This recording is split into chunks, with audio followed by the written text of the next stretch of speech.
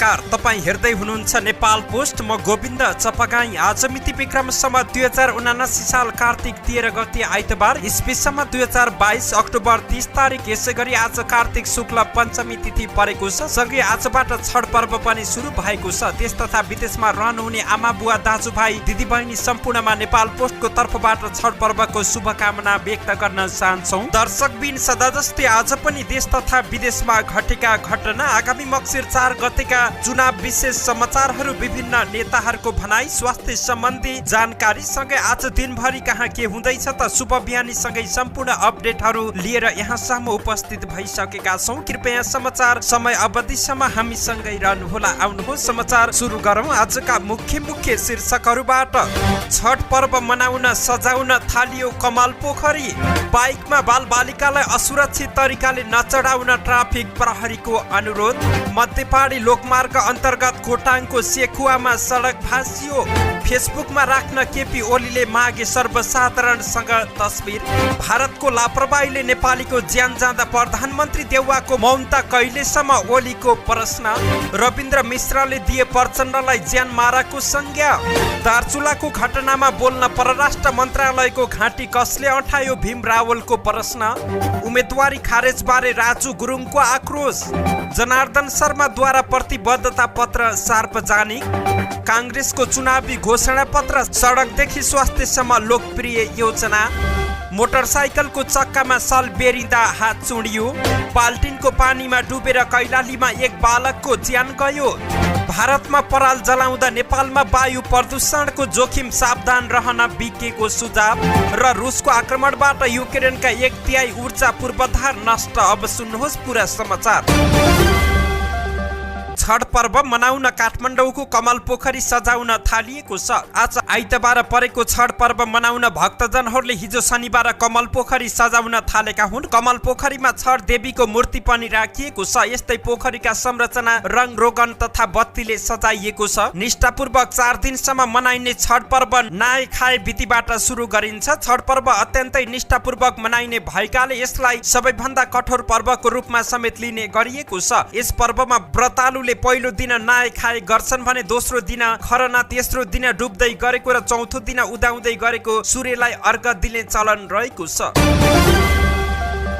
दुई पाङ्ग्रे सवारी साधनमा साना बाल बालिकालाई असुरक्षित तरिकाले नचढाउन ट्राफिक प्रहरीले अनुरोध गरेको छ। काठमाडौँ उपत्यका ट्राफिक प्रहरी कार्यालयले बाइक, स्कुटर लगायत दुई पाङ्ग्रे सवारी साधनमा बाल बालिकालाई असुरक्षित तरिकाले नचढाउन अनुरोध गरेको छ। दुई पाङ्ग्रे सवारी साधनहरू तीव्र गतिका कारण अनियन्त्रित भएर दुर्घटना हुने गरेको र त्यसमा सवार बाल बालिकाहरू दुर्घटनाको शिकार हुने गरेको भन्दै कार्यालयले अनुरोध गरेको छ। यस्ता घटनाहरू बढ्दो क्रममा रहेकाले दुर्घटना न्यूनीकरण गर्न अनुरोध गरिएको कार्यालयका सहायक प्रवक्ता एसपी अवधेश विष्ट छेत्रीले जानकारी दिएका छन्। पुष्पलाल मध्यपहाडी लोकमार्ग अन्तर्गत खोटाङ साकेला गाउँपालिका 1 बाँझेच्यान डाँडामा सडक भासिएको छ। दिगतेल चखेवा भन्ज्याङ सडक खण्ड अन्तर्गत बाँझेच्यान डाँडाको सखुवामा मध्यपहाडी लोकमार्गको झण्डै 60 देखि 80 मिटर खण्ड भासिएको छ। कालोपत्रे सडक भासिएपछि रोडा थुपारेर गाडीको आवत जावत व्यवस्थापन गरिएको छ। 2072 सालमा भूकम्पले सामान्य चर्किएको सडक 2078 सालको वर्षमा झण्डै 10 देखि 20 सेन्टिमिटर भासिएको थियो। यसपटक बर्खामा झण्डै 1 मिटर सडक भासिएको पुष्पलाल मध्यपहाडी राजमार्ग योजनाको कार्यालय काभ्रेपलाञ्चोकका सुपरभाइजर प्रदीप राईले जानकारी दिएका हुन्। भासिएको सडकको डिलतर्फको भाग पनि पहिरोको रूपमा भत्किएको छ। माथिल्लो सडक भासिएपछि सडकको तल्लो भागमा समेत असर पर्ने देखिएको छ। दशैं तिहारलाई मध्यनजर गरी पुष्पलाल अर्थात् मध्यपहाडी राजमार्ग योजनाको कार्यालयले दशैं अघि सेखुवा चखेवा भन्ज्याङ खण्ड मर्मत गरेको थियो। कालोपत्रेको ठेक्का लिने निर्माण व्यवसायी नै सम्पर्कविहीन बनेपछि आफैले मर्मत गर्नु परेको मध्यपहाडी राजमार्ग योजनाको कार्यालय काभ्रेपलाञ्चोकका सब इन्जिनियर केशव पौडेलले जानकारी दिएका हुन्।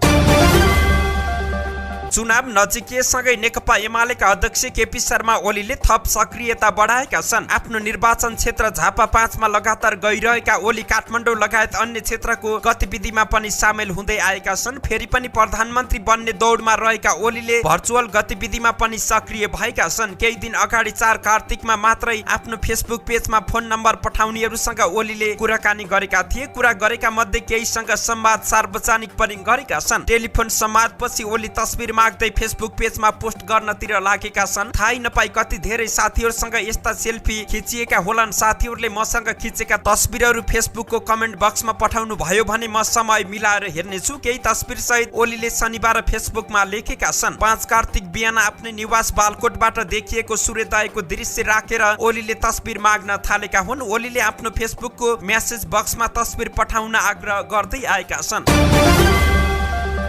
नेकपा एमालेका अध्यक्ष केपी शर्मा ओलीले सत्तारूढ दलको घोषणा पत्रमा रेल मार्ग निर्माणको विषय समेटिएपछि असन्तुष्टि जनाएका छन्। हिजो शनिबार झापाको दमकमा एमाले राप्रपाको संयुक्त चुनावी सभामा बोल्दै उनले कांग्रेसले जनतालाई झुक्क्याउने रेलमार्ग निर्माण गरिने घोषणा पत्रमा लेखेको बताएका छन्। उनले भने हामीले पूर्व पश्चिम रेलमार्ग निर्माणको काम अघि बढाउँदा उडाएर हाँस्ने कांग्रेसले नै अहिले आफ्नो घोषणा पत्रमा जनतालाई झुक्क्याउन रेलमार्ग निर्माण गरिने लेखेको छ। त्यो हामीले गरेका हौं। अहिले रेलमार्गको जग्गाको मुआब्जा वितरणको प्रक्रिया अघि बढाउनै लाग्दा हाम्रो सरकार ढालेका थिए। ठूलो चुनौतीका बीच पनि छोटो समयमा आफ्नो नेतृत्वको सरकारले अस्वाभाविक विकास निर्माण गरेको दाबी गरेका छन्। उनले देशको निर्माण गर्नका लागि अब एमालेको नेतृत्वको सरकार निर्माण गर्न आवश्यक रहेको प्रश्न पारेका छन्। गठबन्धनको सरकार अनैतिक र अप्राकृतिक ढंगबाट भ्रष्टाचार र कमिसन खोरहरूको चुङ्गलबाट चलिरहेको आरोप समेत उनले लगाएका छन्। यसैगरी नेकपा एमालेका अध्यक्ष केपी शर्मा ओलीले भारतले सडक विस्तार गर्दा दार्चुलामा नेपाली बालकको ज्यान गएको विषयमा छानबिन गर्न सरकारसँग माग गरेका छन्। ओलीले फेसबुकमा स्ट्याटस लेखेर घटनाको तत्काल छानबिन गरी सत्य तथ्य बाहिर ल्याउन, दोषीमाथि कारबाही गर्न र पीडित परिवारलाई तत्काल क्षतिपूर्ति उपलब्ध गराउन सरकारसँग माग गरेका छन्। ओलीले तुइन काटेर गएको वर्ष जयसिंह धामीलाई मारिएको घटनामा जस्तै प्रधानमन्त्री देउवाको मौनता कहिलेसम्म भनेर प्रश्न समेत गरेका छन्। नेपालसँगको सीमा क्षेत्रमा भारतले सडक विस्तार गर्दा ढुङ्गाले लागेर दार्चुलामा ब्यास गाउँपालिका 2 का बालक पवन महराको ज्यान गएको छ। घटनामा 14 वर्षीय बालिका सरिना महरा सहित केही स्थानीय नागरिक घाइते भएका छन्।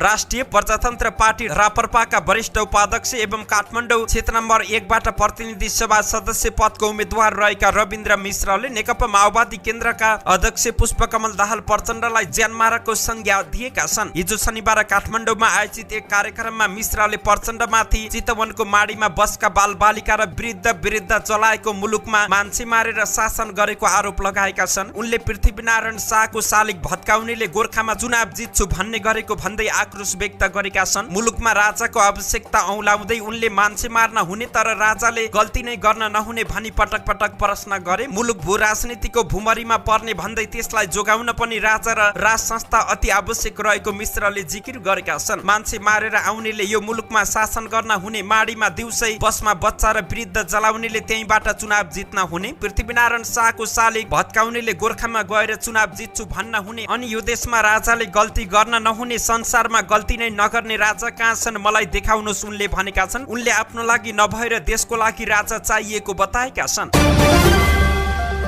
नेकपा एमालेका पूर्व उपाध्यक्ष भीम रावलले भारतमा विस्फोट गर्दा दार्चुलामा उछिटिएर आएको ढुङ्गाले लागेर 9 वर्षीय बालकको मृत्यु भएको घटनामा सरकारलाई प्रश्न गरेका छन्। उनले परराष्ट्र मन्त्रालय अहिलेसम्म मौन बसेको भन्दै प्रश्न उठाएका छन्। हिजो शनिबार सामाजिक सञ्जालमा लेख्दै उनले परराष्ट्र मन्त्रालयको घाँटी कसले अठाएको छ भन्दै प्रश्न गरेका छन्। नेकपा एकीकृत समाजवादी पार्टीका केन्द्रीय सदस्य तथा लुम्बिनी प्रदेश सचिव राजु गुरुङले सर्वोच्च अदालत र निर्वाचन आयोग अमुक पार्टीको कार्यालय जस्तो भयो र आफ्नो विरुद्धमा फैसला आएको आरोप लगाएका छन्। सर्वोच्चको फैसलामाथि प्रश्न उठाउँदै गुरुङले निर्वाचन आयोग र सर्वोच्च अदालत एउटा पार्टीको कार्यालय जस्तो भयो र आफू विरुद्ध फैसला गरेको आरोप लगाएका छन्। गुरुङले रूपन्देही 2 बाट प्रतिनिधि सभा सदस्यका लागि दिएको उम्मेदवारी दिए पनि ब्याङ्किङ कालो सूचीमा रहेपछि निर्वाचन आयोगले उनको उम्मेदवारी खारेज गरेको थियो। आयोगको निर्णय विरुद्ध सर्वोच्च पुगेका गुरुङको उम्मेदवारी खारेज हुने निर्णयलाई सर्वोच्चले सदर गरेको थियो। राष्ट्रिय जनमुक्ति पार्टी र सत्तारूढ गठबन्धन दलद्वारा हिजो शनिबार बुटोलमा आयोजना गरिएको पत्रकार सम्मेलनमा गुरुङ अदालतको फैसलामाथि खनिएका छन्। रूपन्देही 2 मा नेकपा एमालेका तर्फबाट प्रतिनिधि सभाका लागि उम्मेद्वार बनेका विष्णु पौडेल एकल रूपमा अघि बढ्नका लागि आफू विरुद्ध अप्रत्याशित रूपमा उजुरी परेको उनले आरोप लगाएका छन्। आफू जस्तै मुलुकभर 152 जना उम्मेद्वारको कम्पनी कालो सूचीमा भए पनि उनीहरू उम्मेदवारी खारेज नभई आफ्नो मात्र खारेज भएको भन्दै गुरुङले आक्रोश पोखेका छन्। जनार्दन शर्माद्वारा प्रतिबद्धता पत्र सार्वजनिक गरिएको छ। वाम लोकतान्त्रिक गठबन्धनबाट रुकुम पश्चिम जिल्लाका साझा उम्मेद्वारहरूले आफ्नो प्रतिबद्धता पत्र सार्वजनिक गरेका छन्। संविधानको रक्षा, स्थिरता र समृद्धिको लागि गठबन्धन नारासहित उनीहरूले अपिल र प्रतिबद्धता सार्वजनिक गरेका छन्। रुकुम पश्चिमबाट प्रतिनिधि सभातर्फ नेकपा माओवादी केन्द्रका उपमहासचिव तथा अर्थमन्त्री जनार्दन शर्मा उम्मेद्वार रहेका छन् भने प्रदेश सभा कमा महेन्द्र केसी र प्रदेश सभा खमा राजकुमार शर्मा उम्मेद्वार रहेका छन्।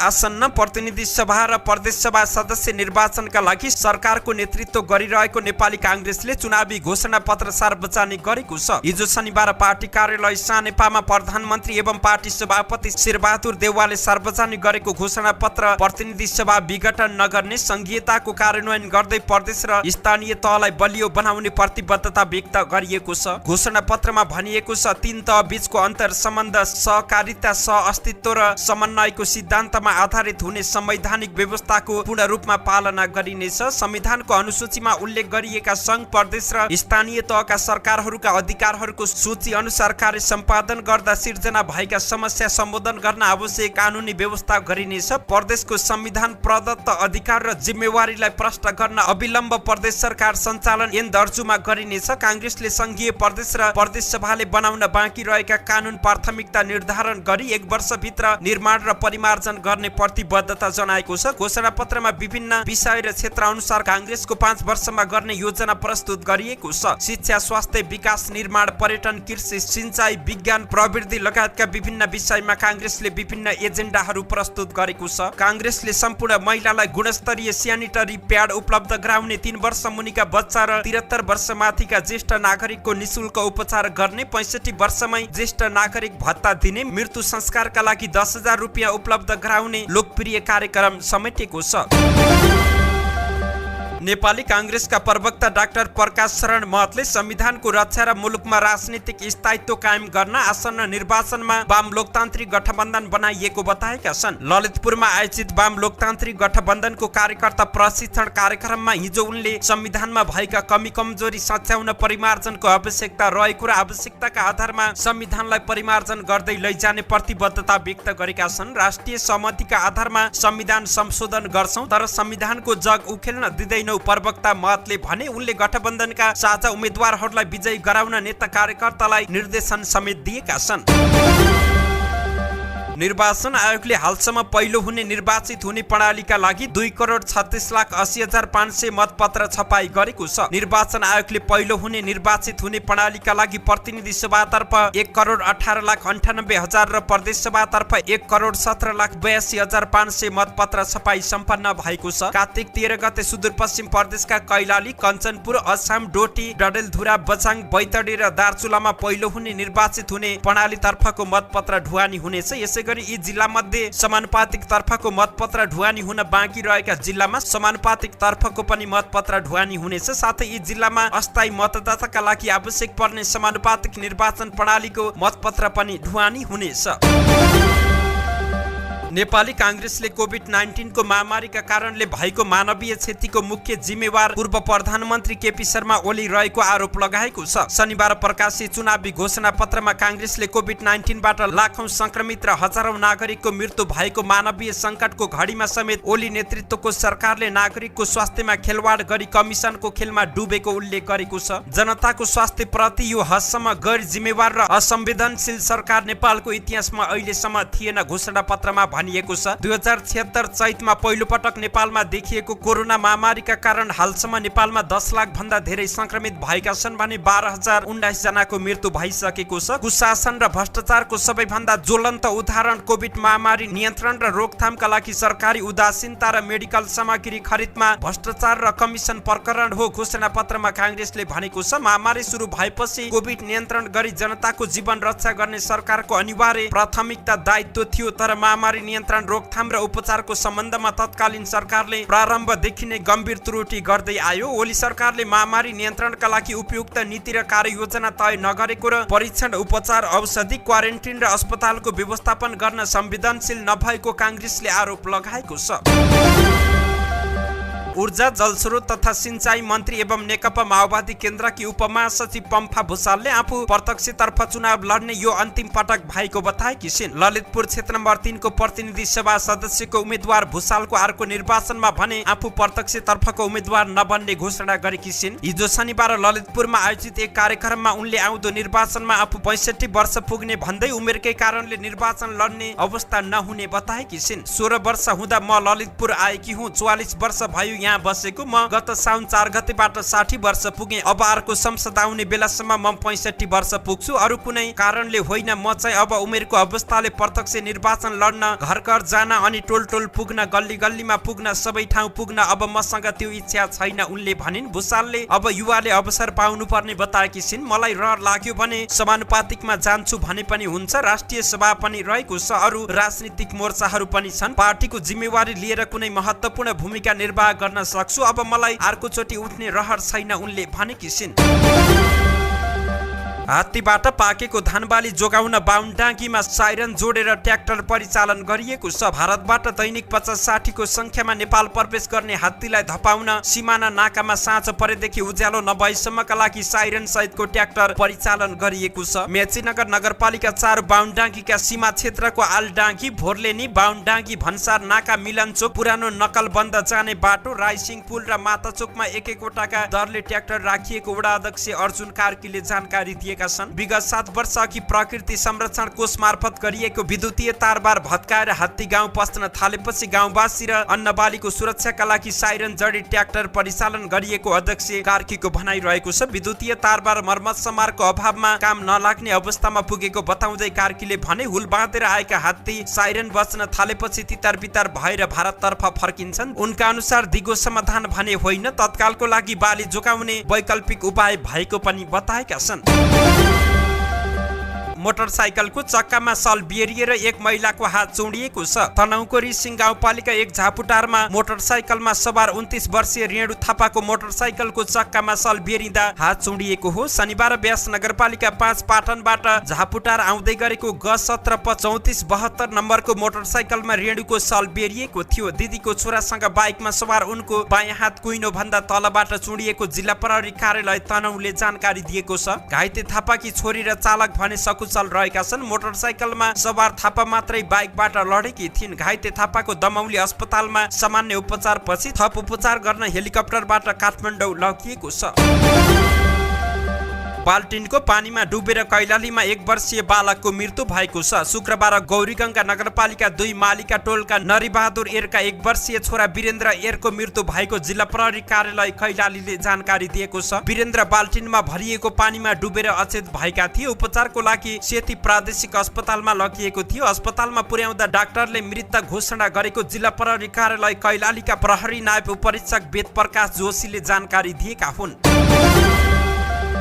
डोल्पामा हिउँ चितुवा र मानव द्वन्द बढ्दै गएको छ। हिउँ चितुवाले भेडा च्याङ्ग्रा तथा चौरी मार्ने घटना बढेपछि हिउँ चितुवा र मानव बीचको द्वन्द बढ्दै गएको हो। केही समय अघि डोल्पाको सेफक्सुन्डो गाउँपालिका वडा नम्बर 1 का डाकुवा गुरुङका 52 वटा च्याङ्ग्रा हिउँ चितुवाले एकै रातमा मार्यो। त्योभन्दा अघि अर्का किसान प्रेमा गुरुङका 98 वटा भेडा च्याङ्ग्रा हिउँ चितुवाको आक्रमणमा मारिए। यसरी हिउँ चितुवाले गोठभरकै पशु चौपाया मारेपछि किसान पीडित हुनुका साथै द्वन्द पनि बढेको छ। आधा समय हिउँले ढाक्ने उपल्लो डोल्पामा पशुपालन मुख्य आम्दानीको स्रोत रहेको छ। सन् 2017 देखि 2022 सम्म 2000 भन्दा धेरै भेडा च्याङ्ग्रालाई हिउँ चितुवाले खोरमै आएर मारेको सेफक्सुन्डो राष्ट्रिय निकुञ्जको तथ्याङ्कमा उल्लेख रहेको छ। वन्यजन्तु भन्दा घरपालुवा जनावरको शिकार गर्न सजिलो हुने भएकाले हिउँ चितुवाको रोजाइमा घरपालुवा जनावर पर्ने गरेको स्थानीयले बताएका छन्। पशुपालनका लागि निकुञ्जले सुधारिएको खोर बनाउन सहयोग गर्नुका साथै बीमा कार्यक्रम पनि सञ्चालन गरेको छ। सन् 2019 मा गरिएको सर्वेक्षण अनुसार फोक्सुन्डोमा झण्डै 200 वटा हिउँ चितुवा रहेका छन्। निकुञ्जभित्र हिउँ चितुवाको मुख्य आहार र नाउरको संख्या पनि उल्लेख्य रहेको संरक्षण अधिकृत लालबहादुर भण्डारीले जानकारी दिएका छन्। यसैगरी आफ्नो लापरवाहीका कारण दार्चुलामा बालकको मृत्यु भएको भारतीय निर्माण कम्पनी गर्ग एन्ड गर्गले स्वीकार गरेको छ। हिजो शनिबार द्विपक्षीय छलफलका क्रममा आफूहरूको लापरवाहीका कारण 9 वर्षीय बालक पवन महराको मृत्यु भएको निर्माण कम्पनीले स्वीकार गरेको छ। उक्त घटनामा भारतीय सडक निर्माण कम्पनीले आफ्नो गल्ती भएको स्वीकार गरेको व्यास गाउँपालिकाका अध्यक्ष मंगल सिंह धामीले जानकारी दिएका छन्। अध्यक्ष धामीका अनुसार भारतीय कम्पनीले मृतक पवनको परिवारका अन्य बालबालिकालाई कक्षा 12 सम्म पढाउने र परिवारको एकजनालाई कम्पनीमा रोजगारी दिने प्रारम्भिक सहमति भएको छ। तर निजी कम्पनी भएकाले आफूहरूलाई रोजगारी भन्दा पनि उचित क्षतिपूर्ति दिनुपर्ने परिवारको माग रहेको छ। प्रधानमन्त्री कप 1 दिवसीय राष्ट्रिय पुरुष क्रिकेट प्रतियोगिताको सम्पूर्ण तयारी पूरा भएको छ। राष्ट्रिय खेलकुद परिषद राखेपको आर्थिक सहयोगमा नेपाल क्रिकेट संज्ञानको आयोजनामा यही कार्तिक 13 देखि 26 गतेसम्म कीर्तिपुर स्थित त्रिवी क्रिकेट मैदान र मूलपानी क्रिकेट मैदानमा प्रधानमन्त्री कप क्रिकेट हुँदैछ। क्यानका कार्यवाहक सचिव प्रशान्त विक्रम मल्लले प्रतियोगिताको लागि सबै तयारी पूरा भएको बताएका छन्। यसअघि कार्तिक 12 गतेदेखि नै सुरु गर्ने भनिए पनि चाडपर्वले गर्दा प्रतियोगिता एक दिन पछि सुरु हुने भएको उनले बताएका छन्। केही दिनमा नेपालमा प्रदूषित हावा फैलिन सक्ने भन्दै सावधानी अपनाउन विज्ञहरूले सुझाव दिएका छन्। भारतको पन्जाब र हरियाणा राज्यमा धान काटेपछि पछिल्लो 1 हप्तादेखि पराल डढाउने कार्य भइरहेकाले हावा प्रदूषित भइरहेको र त्यही प्रदूषित हावा नेपाल भित्रिन सक्ने भन्दै सतर्कता अपनाउन विज्ञले सुझाव दिएका छन्। प्रदूषित हावा केही दिनमा नेपाल भित्रिन सक्ने र यस्तो प्रदूषित हावाले स्वास्थ्यमा असर पार्न सक्ने त्रिभुवन विश्वविद्यालय जल तथा मौसम विज्ञान केन्द्रीय विभागका सहप्राध्यापक एवं मौसम अनुसन्धानकर्ता विनोद पोखरेलले जानकारी दिएका छन्। नेपालमा पनि कार्तिक मक्सिरको समयमा धान काटेपछि पराल डढाउने गर्नाले प्रदूषण फैलिने गरेको छ। यस्तो हावाले स्वास्थ्यमा निकै असर गर्ने डाक्टरहरूले बताएका छन्। 50 AQI सम्मको हावालाई गुणस्तरीय मानिन्छ। त्यो भन्दा धेरै भयो भने स्वास्थ्यका लागि हानिकारक हुने बताइएको छ। काठमाडौँ उपत्यका कचौरा आकारको भएकाले यहाँ हप्तौसम्म पनि प्रदूषित हावा फैलिने गरेको छ भने तराईका भूभागमा पराल डढाउने, डढेलो फोहोर जलाउने लगायतका कारणले पनि हावा प्रदूषित हुने गरेको छ। प्रदूषण कारण श्वास प्रश्वासमा समस्या हुनुका साथै आँखा र नाक पोल्ने समस्या बढ्न सक्ने डाक्टरहरूले बताएका छन्। गएको वर्ष पनि हिउँदको समयमा काठमाडौँ सहित देशभर प्रदूषण बढेको थियो। रुसले युक्रेनका कयौं ऊर्जा केन्द्रमा आक्रमण गर्दा बिजुली र इन्धन संकट बढ्दै गएको छ। युक्रेनी अधिकारीहरूले राजधानी किएभमा दैनिक 4 घण्टा भन्दा बढी समयसम्म विद्युत कटौतीको चेतावनी दिएका छन्। राजधानी किएभ सहित युक्रेनका थुप्रै शहरमा इन्धन र ऊर्जा संकटको चेतावनी जारी भएको छ। राष्ट्रपति भोलोदिमिर जेलेन्स्कीले झण्डै 40 लाख जना मानिस ऊर्जा संकटबाट प्रभावित भएको बताएको बीबीसीले जानकारी दिएको छ। युक्रेनको ऊर्जा पूर्वाधार रुसी हवाई आक्रमणबाट ध्वस्त भइरहेको छ। पाभलो नामक पावर स्टेशनका कर्मचारीले युक्रेनमा पहिलो पटक यस्तो डरलाग्दो आक्रमण र ऊर्जा संकट देखिएको बताएका छन्। राष्ट्रपति जेलेन्स्कीले देशका लगभग 1/3 विद्युतीय पावर स्टेशनहरू नष्ट भएको बताएका छन्। सरकारले सडक बत्ती र विद्युतीय सार्वजनिक यातायातको प्रयोगमा रोक लगाएको छ। यस्तै घरमा पनि कम भन्दा कम विद्युत उपयोग गर्न आग्रह गरेको छ। रुसले अक्टोबरमा क्राइमिया जोड्ने कर्च ब्रिजमा भएको बम विस्फोटको बदला स्वरूप युक्रेनको पावर स्टेशनहरू र अन्य पूर्वाधारहरूमा मिसाइल आक्रमणहरू बढाएको छ। धन्यवाद। यस्तै ताजा समाचारको लागि नेपाल पोस्ट हेर्दै गर्नुहोला।